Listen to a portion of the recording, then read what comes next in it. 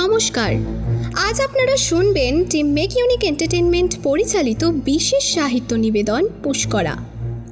নারায়ণ গঙ্গোপাধ্যায় বাংলা সাহিত্যের অন্যতম প্রধান লেখক। উনি জন্মগ্রহণ করেন 1918 সালের 4 ফেব্রুয়ারি এবং প্রয়াত হন 1970 সালের 8 নভেম্বর। নারায়ণ গঙ্গোপাধ্যায় ছিলেন একজন বিশিষ্ট ভারতীয় ঔপন্যাসিক, কবি এবং প্রবন্ধকার। ছোট গল্প এবং আধুনিক বাংলা সাহিত্যে তার অবদান অসামান্য।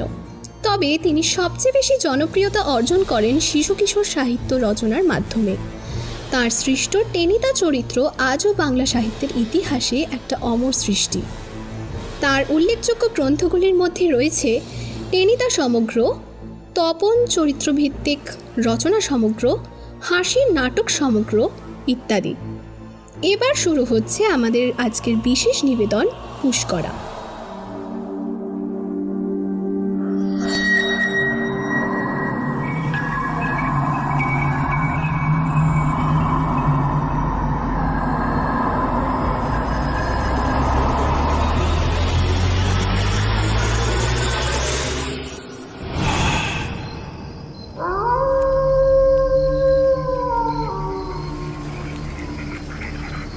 হাজরা তর্করত্ন কালী পূজায় বসেছেন।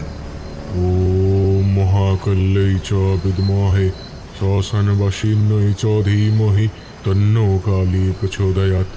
ওম নমঃ শিবায় শান্তায় করণত্রয়ে হেতবে নিবেদয়ামি চ আত্মনং তং ভূতি পরমেশ্বর মহিষাগ্নি মহামায়ে চামুণ্ডে মুণ্ডমালিনী আয়ুর্বেদ। শুক্লা চতুর্দশীর রাত, আশ্বিনের জ্যোৎস্না শুভ্র আকাশ। কোথা থেকে রাশি রাশি কালো মেঘ এসে সেই শুভ্রতাকে যেন আচ্ছন্ন করে দিয়েছে।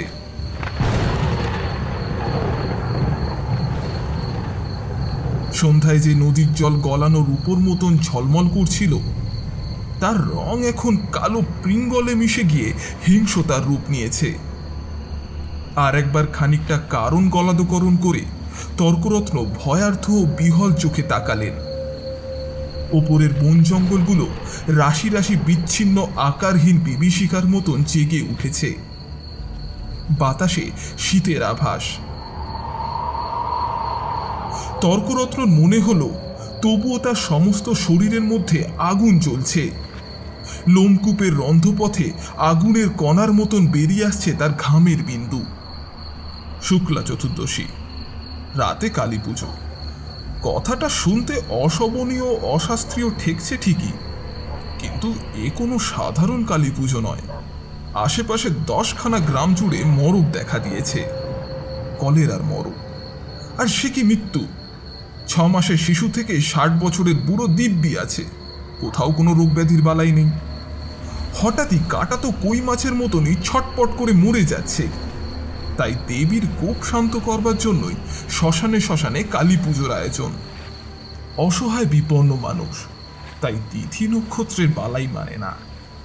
পাশেই একটা পেট্রোম্যাক্সের আলো জ্বলছে, তার সাদা দীপ্তমান আলোটা যেন এবার নীলাভ হয়ে আসছে। তেল পুড়িয়ে গেছে বোধহয়।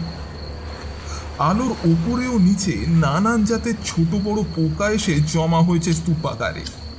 তাই একটু অদূরে বসেই কাশি কুমোর গাঁজা খাচ্ছে আর গা থেকে ক্রমাগত পোকা তাড়াচ্ছে।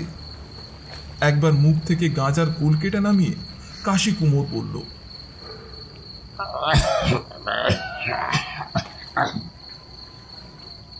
এলো।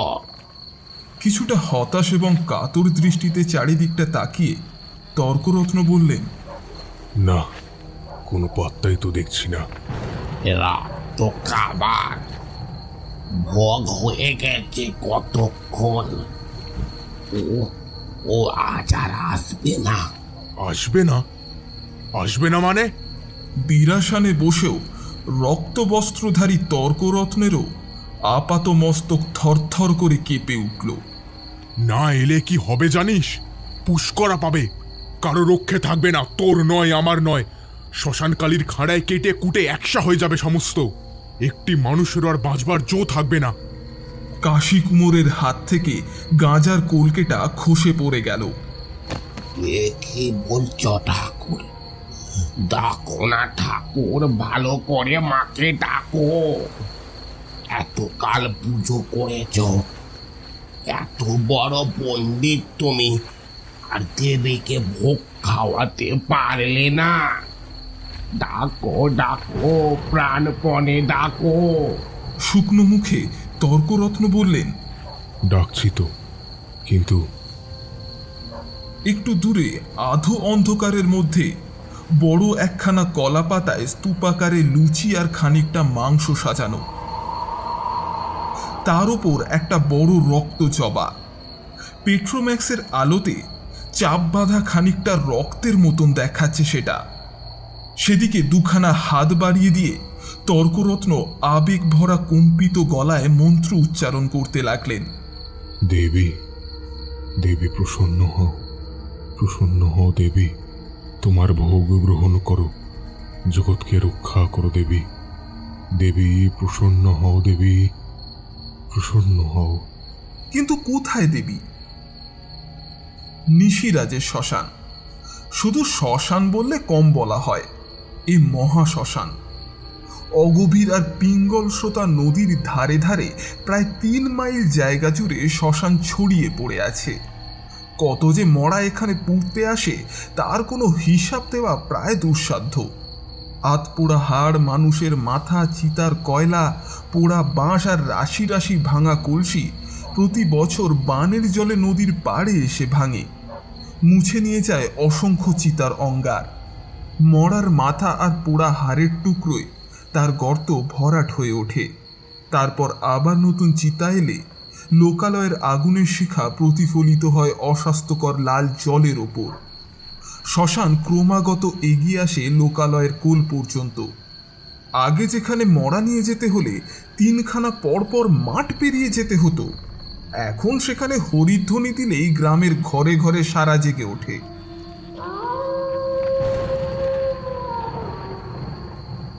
তর্করত্ন পেছনে ফিরে তাকালেন। নিঃশব্দ ঘুমন্ত গ্রাম, আতঙ্কে মূর্ছিত, মৃত্যুতে অসাড়। যে বাড়িতে 7টি লোক ছিল তার 4টি হয়তো মরে শেষ হয়ে গেছে। একজনের হয়তো ভেদবমিতে ধরেছে, আবার বাকি 2জন হয়তো সম্ভবত গ্রাম ছেড়ে শহরের দিকে পালিয়েছে প্রাণ বাঁচানোর দায়। শুক্লা চতুর্দশীর রাতকে কালো মেঘ যেন আমাবস্যার মুখোশ পরিয়েছে। এক কোণে থেকে থেকেই বিদ্যুতের সর্পিল চমক একটা নিষ্ঠুর রক্তাক্ত হাসির মতো নদীর কালো জলকে উদ্ভাসিত করে দিচ্ছে। দেবী, দেবী প্রসিদ, প্রসিদ দেবী, প্রসিদ। কাতর কণ্ঠে তর্করত্ন আহ্বান করছেন। নিঃশব্দ পায়ে এগিয়ে চলেছে রাত্রির প্রহর। একপাশে রাখা টাম্পরিস্টারের কাঁটাটা ঘুরতে ঘুরতে চলে এসেছে আড়াইটের ঘরে। তর্করত্নের হৃৎপিণ্ডে উচ্ছ্বলিত রক্তস্পন্দনের সঙ্গে সঙ্গে ঘড়ির কাঁটার তাল পড়ছে, টিক টিক টিক। রাত যদি ভোর হয়ে যায়, দেবী যদি সেবা ভোগ গ্রহণ না করেন, তাহলে তাহলে আর তর্করত্ন ভাবতে পারছেন না। অনিবার্য পুষ্করা, আর তার ফলে শুধু এই গ্রাম নয়, সমস্ত দেশ শ্মশানকালীর কোপে শ্মশান হয়ে যাবে। পুরোহিত, কুমোর কারোর রক্ষে নেই। শুধুমাত্র কটা টাকার লোভে বিদেশে এসে শেষে সর্বনাশ হয়ে গেল না তো? গাঁজা ঝাঁকিয়ে কাশি কুমোর ঘুমাচ্ছে, কেশব ঢুলি ঢাকের ওপরেই মাথা রেখে ঘুমিয়ে পড়েছে। এই অবস্থায় কেমন করে ওরা ঘুমাচ্ছে? আশ্চর্য। গ্রামের দিক থেকেই মাঝে মাঝে এক একটা কান্নার শব্দ ভেসে আসছে। নিজের রক্তের মধ্যেই যেন তর্করত্ন শুনতে পাচ্ছে সেই কান্নার প্রতিধ্বনি। বাতাসে পচা পোড়া গন্ধ ভাসছে। মুখে আগুন ছুঁয়ে গ্রামের লোকেরা মরা ফেলে চলে গেছে এখানে ওখানে। নদীর দুর্গন্ধ আবদ্ধ জলে সাদা মতন একটা কি ভাসছে। একটা মানুষ যে অমন অতিকায় ভাবে ফুলে উঠতে পারে এ যেন কল্পনা করাও যায় না। ঝোপে ঝোপে শেয়াল ডেকে উঠছে, আর তার জবাব দিচ্ছে মরা খেকো শকুন আর কুকুরের কান্নার মতন অস্বাভাবিক আর্তনাদ। চারিদিকে এত শেয়াল, অথচ দরকারের সময়তেই একটাকেও দেখা যায় না। সেবা ভোগ, শেয়াল এসে ভোগ গ্রহণ না করলে পুজো ব্যর্থ হয়ে যাবে। তর্করত্ন বৈজ্ঞানিক যুগের চিন্তাধারার মানুষ নন। তিনি শাস্ত্রে বিশ্বাস করেন, দেবীর মাহাত্ম্যে বিশ্বাস করেন। সারা জীবন এই করেই কাটিয়েছেন। পণ্ডিত বলে তার একটা খ্যাতি আছে। নানান জায়গা থেকে ক্রিয়াকর্মের ডাক আসে। বাংলাদেশের বহু বড়লোক বাড়ি থেকে সসম্মানে বিদায় পান তিনি। 300 টাকা দক্ষিণের লোভ দেখিয়ে গ্রামের সমৃদ্ধ মহাজন তার তালুকদার বলাই ঘোষকে দিয়ে তাকে ডেকে পাঠিয়েছেন দেবীর কোপ শান্ত করবার জন্য। কিন্তু এই মুহূর্তে তার নিজের হাতি কামড়ে খেতে ইচ্ছা করছে। সমস্ত চেতনা চিৎকার করে কেঁদে উঠছে তার। এমন বিপদে তিনি জীবনে আর কখনো পড়েননি। বলাই ঘোষও সামনে নেই। তাকে পূজার আসনে বসিয়ে নিশ্চিন্তে বাড়িতে গিয়ে নিশ্চয়ই ঘুমাচ্ছে। হয়তো ভেবেছেন আর কোনো ভাবনা নেই। তর্করত্নের মতন এরকম সিদ্ধ পুরুষ, আর যিনি নাকি পঞ্চমুণ্ডির আসনে বসে দৈনন্দিন কালী পুজো করেন, তিনি অনায়াসেই গ্রাম থেকে সমস্ত মড়ক আর আদি ব্যাধির বালাই দূর করে দিতে পারবেন। কিন্তু তর্করত্ন যে কি সর্বনাশের সামনে দাঁড়িয়ে বলির পশুর মতন কাঁপছেন, এ কথা বলাই ঘোষের ভাববারও ক্ষমতা নেই। তর্করত্ন মনে মনে হিংসক্তভাবে বলতে লাগলেন, বলাই ঘোষকে একবার সামনে পেলে তিনি পইতে ছিঁড়ে অভিশাপ দিতেন। সবংশে দেবীর উদরে যাও, তুমি উচ্ছন্নে যাও। ঝিমুতে ঝিমুতে কাশীকুমার হঠাৎ যেন চমকে উঠল। কি ঠাকুর, কিছু খবর হলো? খবর আবার কি, যা আছে কপালে তাই হবে। কথার শেষের দিকটায় কান্নায় কাঁপতে লাগলেন। শিয়াল এলো না? না। তর্করত্নের চোখ এবার অশ্রুতে ছলছল করে উঠল। ওবার আসছে, কত মরা খাচ্ছে, খিদি তেষ্টা তো নেই, আর তাজা মানুষের রক্তেই দেবীর পেট ভরছে। তোমার ওই শুকনো চিমসে লুচি আর পোয়াটোকে বোকা পাঁঠার মাংস খেতে তো বয়েই গেছে তাদের। তুই থাম হারামজাদা, যা বুঝিস নে তার উপরে কেন কথা কইতে যাস? গাঁজার নেশায় তার ভয় ডর কেটে গেছে। আচ্ছা আচ্ছা, থামলাম। নেংটার আবার বাট পাড়ের ভয়। আমার তো সবই ওই ওলা দেবীর পেটে গেছে।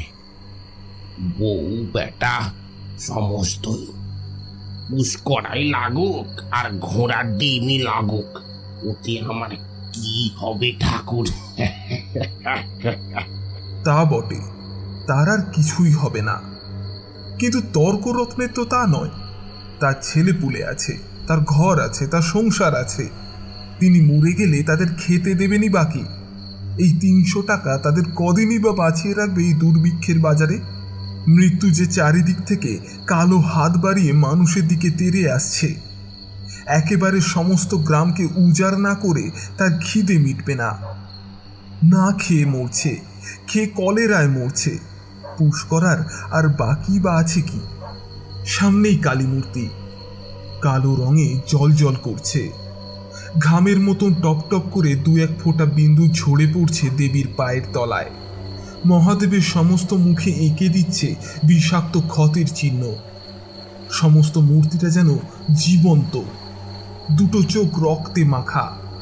এই মূর্তিটা সাধারণ নয়, তৈরি করতে হয় শ্মশানে। মাটির সঙ্গে মিশিয়ে দিতে হয় শ্মশান চিতার কয়লা, তারপর রাতারাতি বিসর্জন দিতে হয়।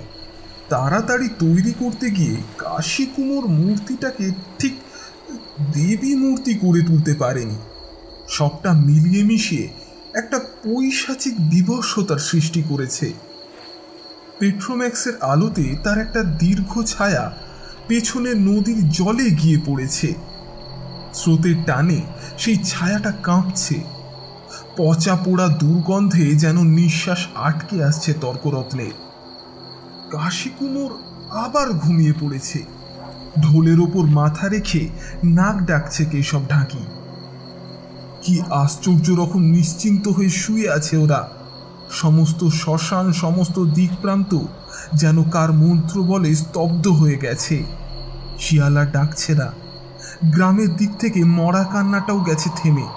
শুধু মাথার উপর শুক্লা চতুর্দশীর আকাশ ভরা মেঘ আচ্ছন্ন হয়ে আতঙ্কে যেন থমথম করছে। হাওয়ায় অল্প অল্প শীতের আমেজ। পরনের খাটো রক্তবস্ত্রে শরীরের সবটা ঢাকা পড়ছে না। ভয়ের সঙ্গে শীতের শিহরণ মিশে গিয়ে তর্করত্ন কাঁপতে লাগলেন।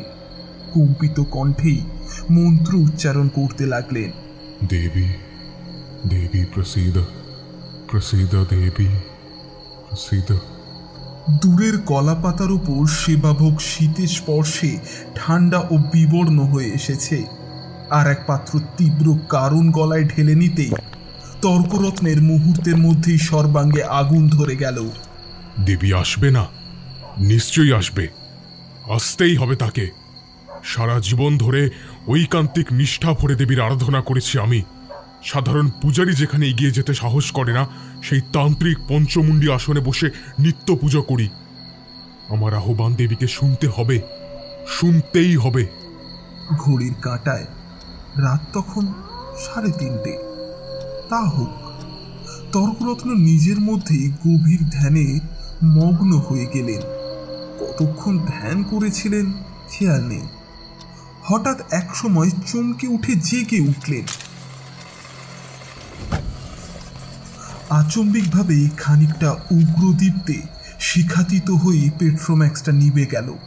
আর সঙ্গে সঙ্গে চারিদিকের অন্ধকার যেন হুড়মুড় করে এসে ভেঙে পড়ল বিরাট এক বনস্রোতের মতন।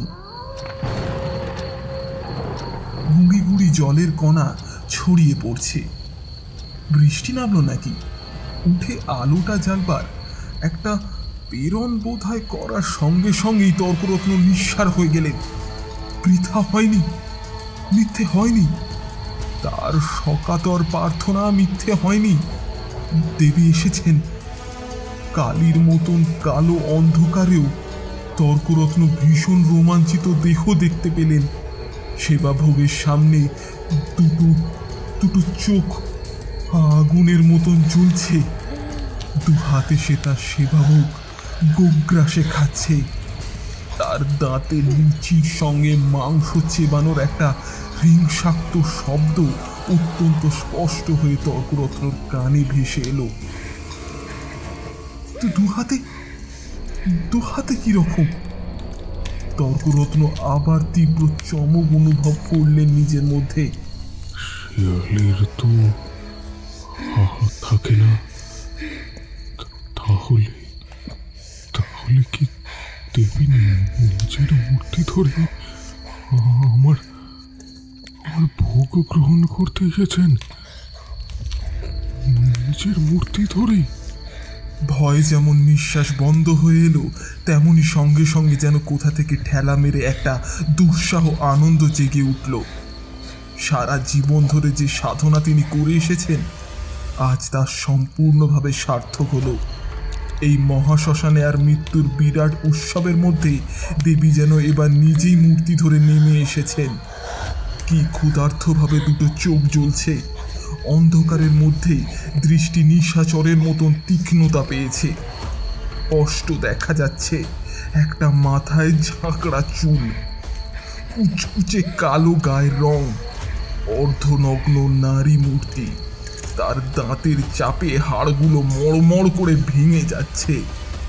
শিউরে উঠে তর্করত্ন চোখ বোঝবার চেষ্টা করলেন, কিন্তু পারলেন না। কে যেন সেই দুটো চোখকে টেনে ধরে রেখেছে। কাশি কুমোর আর কেশব ঢুলি বিভোর হয়ে ঘুমাচ্ছে। ঘুমুক।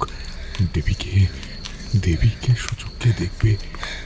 এত পুণ্য ওরা করেনি, দেবী নিজে এসেছেন। চারিদিকে রন্ধহীন কালো অন্ধকার। পচা মরার গন্ধ। আকাশ থেকে ফোঁটায় ফোঁটায় কালো বৃষ্টি গলে পড়ছে। দেবী, দেবী প্রসন্ন হও, প্রসন্ন হও দেবী। ভীত শুকনো গলায় উচ্চারণ হতে লাগলো ক্ষীণতর প্রার্থনা, কিন্তু এতই নিস্তব্ধে যে তর্করত্ন নিজেই তা শুনতে পেলেন না। ঘড়ির কাঁটায় তাল পড়ছে, টিক টিক টিক। তর্করত্নের বুকের মধ্যেও তার প্রতিধ্বনি। কালো পাষাণ প্রাচীর ভেদ করেও সময় যেন এগিয়ে যেতে পারছে না, বারবার করে থমকে দাঁড়াচ্ছে। হাড় চেবানোর শব্দ তার কানে ক্রমাগত আসছে। তর্করত্নর গলা শুকিয়ে আসছে, সমস্ত শরীর যেন হিম হয়ে যাচ্ছে। আর একমাত্র কারণ খেয়ে নিতে পারলেই মন্দ হতো না, কিন্তু নড়বার তো সাধ্য নেই। কে যেন তার সমস্ত অঙ্গ প্রত্যঙ্গগুলোকে অসাড় ও অনড় করে দিয়েছে। হঠাৎ একটা প্রচণ্ড তীক্ষ্ণ হাসিতে শ্মশান থরথর করে কেঁপে উঠল।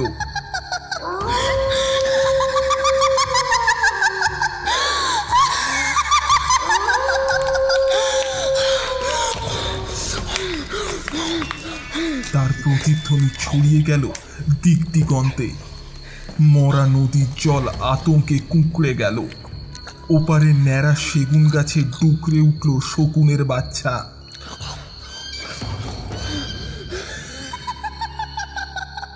তর্করত্নের হৃৎপিণ্ড যেন লাফিয়ে গলার কাছে উঠে এসে আবার ধরাস করে আছড়ে পড়ল।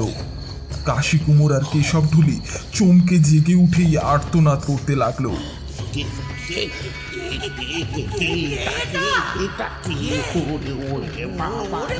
অমানসিক ভয় বুঝে আসা চোখের দুটো পাতা খুলেই তর্করত্ন দেখতে পেলেন সেই মূর্তি অন্ধকারের মধ্যেই কোথাও মিলিয়ে গেছে।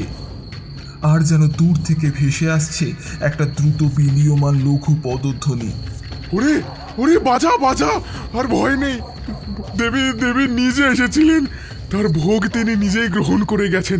বাজা বাজা, জয় মা শ্মশান কালী, জয় মা মহাকালী, জয় মা, জয় মা। আবার পেট্রোম্যাক্সের আলো জ্বলে উঠল। সেবাভোগ নিঃশেষিত। এমন হাতে নাতে প্রত্যক্ষ ফল সচলাচল দেখা যায় না। কেশবঢুলি প্রাণপণে ঢাকে ঘা লাগালো। কারণের বাকিটুকু এক চুমুকে নিঃশেষিত করল তর্করত্ন। কাশী কুমোর গাঁজার কোলকে নতুন করে সাজালো। রাত ভোর হয়ে আসছে, 4:30। মাথার উপর থেকে কালো মেঘ আস্তে আস্তে সরে যাচ্ছে। তার এক পাশ দিয়ে অস্ত্রগামী চাঁদের উজ্জ্বল আলো এতক্ষণে বিচ্ছুরিত হয়ে পড়ল, যেন মৃত্যুর জবনিকার মুখ থেকে সরিয়ে নিয়ে শ্মশানকালী প্রসন্ন হাসিতে হেসে উঠল। ভোরের আগে এই অদ্ভুত ঘটনার কথা গ্রামের ঘরে ঘরে ছড়িয়ে পড়ল। শ্মশানকালী নিজে এসে ভোগ গ্রহণ করেছেন। কলিযুগে দেবীর এমন প্রত্যক্ষ আবির্ভাব এর আগে কখনো শোনা যায়নি। আর কোনো ভয় নেই, এবার গ্রাম রক্ষা পাবে, দেশ রক্ষা পাবে, মহামারী থেকে আমরা রক্ষা পাব, মন্বন্তর থেকে রক্ষা পাব। মৃত্যুমগ্ন গ্রামের ওপর উল্লাসের তরঙ্গ জেগে উঠল। তর্করত্নের চোখ দিয়ে দরদর করে জল পড়তে লাগলো। তার সাধনা এতদিনে সফল হয়েছে। দেবী এসে সশরীরে তাকে দর্শন দিয়েছেন। বেলাবেলি স্টেশনে যাওয়ার ইচ্ছা ছিল তর্করত্নের, কিন্তু গ্রামের লোক তাকে যেতে দিল না। বলাই ঘোষ তো গলায় একটা কাপড় জড়িয়ে তার সারাদিনই পদতলেই পড়ে রইল। ধুলো দিতে দিতে পায়ের এক পর্দার চামড়াই উঠে গেল তর্করত্নের। আর সমবেত জনতার কাছে সত্যি মিথ্যের রং চড়িয়ে ব্যাপারটাকে ফলায়ও করতে লাগলো কাশী কুমোর। মাকে একবার পরিণত করিনি, তাই পাপ চোখে কি মোহ নিদ্রাটাই নেমে এলো। সবই তার লীলে গো, সবই তার লীলে।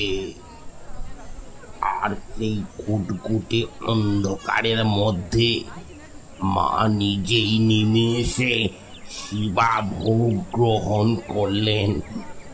গলায় মুন্ডমালা, হাতে খাড়া, জিভ দিয়ে টপ টপ করে পড়ছে রক্ত। তারপর তারপর সে কি ভয়ানক হাসি, শরীরে যেন পেটের পিলে ফুসফুস একসঙ্গে চড়া করে ফেটে যায়। চোখে চোখে তাকিয়ে দেখি। আরে বাবু, তুমি কি দেখলে সেটা তো বলো। হ্যাঁ, কি দেখলে সেটা তো বলবে নাকি? আরে না বললে বুঝবোটা কি করে? সমবেত জনতার উদ্বিগ্ন ভয়ার্থ মুখের দিকে আর একবার চোখ বুলিয়ে নিয়ে শুরু করলেন। চোখে তাকিয়ে দেখি।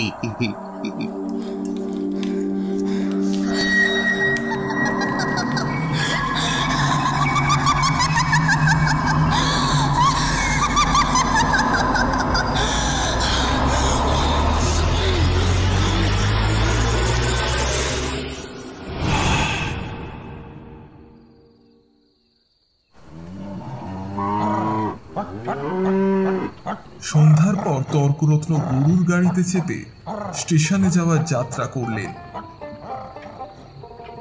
শেষ রাতে ট্রেন ধরবেন, তারপর শহর। গাড়ির অর্ধেকটা দান আর দক্ষিণায় বোঝাই, কলা, মূলো, নারকোল, কাপড়, আরো কত কি। এদিক দিয়ে বলাই ঘোষের কার্পণ্য নেই। ধানের ব্যবসা করে সে মেলায় টাকা কামিয়েছে। তাছাড়া ঘোষপাড়া গ্রামটা তালুকদার আর মহাজনদেরই দেশ। যুদ্ধের বাজারে তারা মুঠো মুঠো টাকা কামিয়েছে। দক্ষিণার অঙ্কে 300 টাকার জায়গায় 500 টাকা তুলে দিয়েছে তার হাতে। তর্করত্ন প্রাণ ভরে আশীর্বাদ করেছে। 500 টাকা একটা কালী পুজোর দক্ষিণা। যুদ্ধের দেশের এই ব্যবসা বাণিজ্যের উন্নতি না হলে এমন কথা কি কেউ ভাবতেও পারে? অত্যন্ত প্রসন্ন মনে তর্করত্ন একটা বিড়ি ধরালেন। গাড়ি চলেছে মন্বন্তর গতিতে। আজ কোজাগরি লক্ষ্মী পূর্ণিমা। সন্ধ্যার সঙ্গে সঙ্গে আকাশ আলো দিয়ে চমৎকার চাঁদ উঠেছে। কালকের মেঘাচ্ছন্ন শ্মশানের সঙ্গে এর কত তফাৎ। শহরের অনেকগুলো লক্ষ্মী পুজো আজ তর্করত্নে নষ্ট হয়ে গেল। তা যাক, বলাই ঘোষ অনেক বেশি করেই তার ক্ষতি পূরণ করে দিয়েছে। দুপাশে দূর বিস্তর মাঠ। মাঠের উজ্জ্বল আলোয় দিক দিগন্তে ধানের শীষ তুলছে। চমৎকার ফলন হয়েছে এবার। মাঝে মাঝে এক একটা দীর্ঘ তালের গাছ প্রহরীর মতন কালো ছায়া ফেলেছে। পথের দুপাশে কাঠমল্লিকার ফুলের গন্ধে মায়া বিস্তার করে দিয়েছে। এখানে ওখানে গ্রাম। এত শস্য, এত জীবনের মধ্যেও মৃত্যু আর তার মন্বন্তরের স্পর্শ নিস্তব্ধ।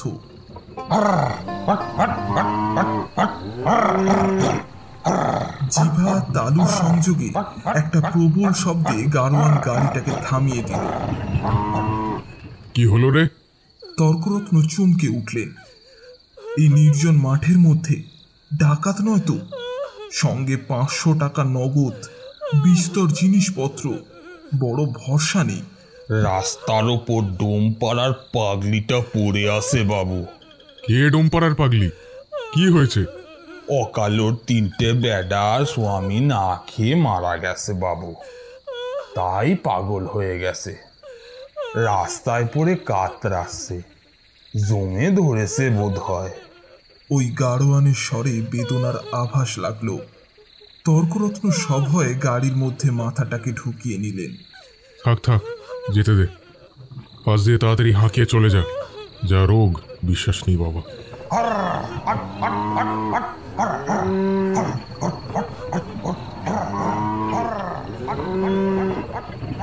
গাড়ি চলতে লাগলো। কোজাগরি পূর্ণিমা, রাশি রাশি জ্যোৎস্না। সাঁওতালি পাড়ায় মাদলের মৃদু গম্ভীর শব্দ।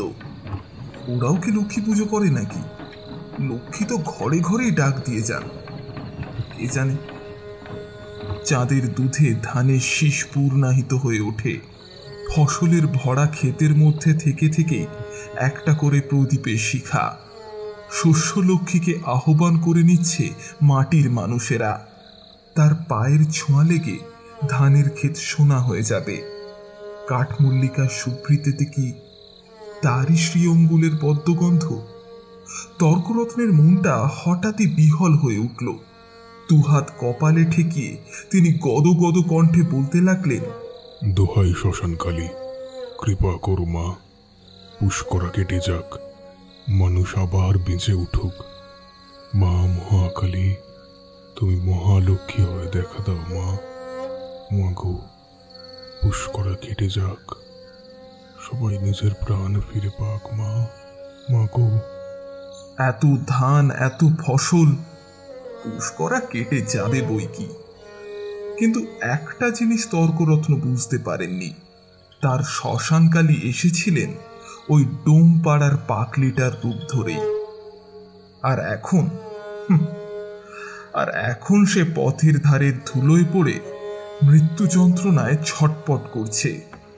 কালির মতনই জিভ বার করে হাঁপাচ্ছে এক ফোঁটা জলের জন্য।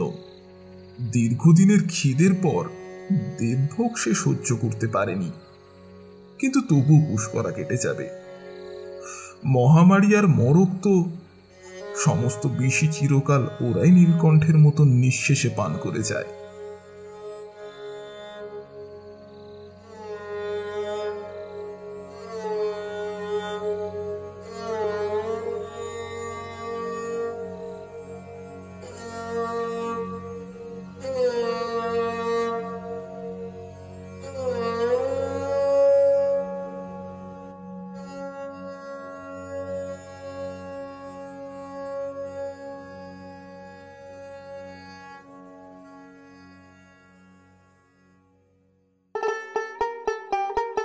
আজ আপনারা শুনলেন টিম মেক ইউনিক এন্টারটেনমেন্ট পরিচালিত নারায়ণ গঙ্গোপাধ্যায়ের কলমে পুষ্করা।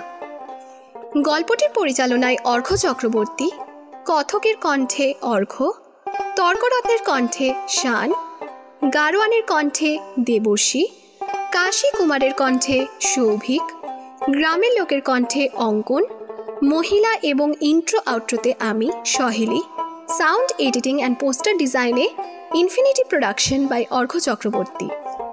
এই গল্পটা মানে আমাদের প্রেজেন্টেশনটা যদি আপনাদের ভালো লেগে থাকে তাহলে লাইক বাটনটা প্রেস করে সেই ভালো লাগাটা প্রকাশ করুন।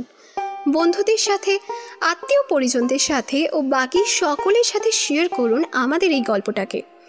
এবং আরও নতুন গল্পের খোঁজ পেতে আমাদের চ্যানেলটিকে সাবস্ক্রাইব করুন ও বেল আইকনটি প্রেস করে দিন।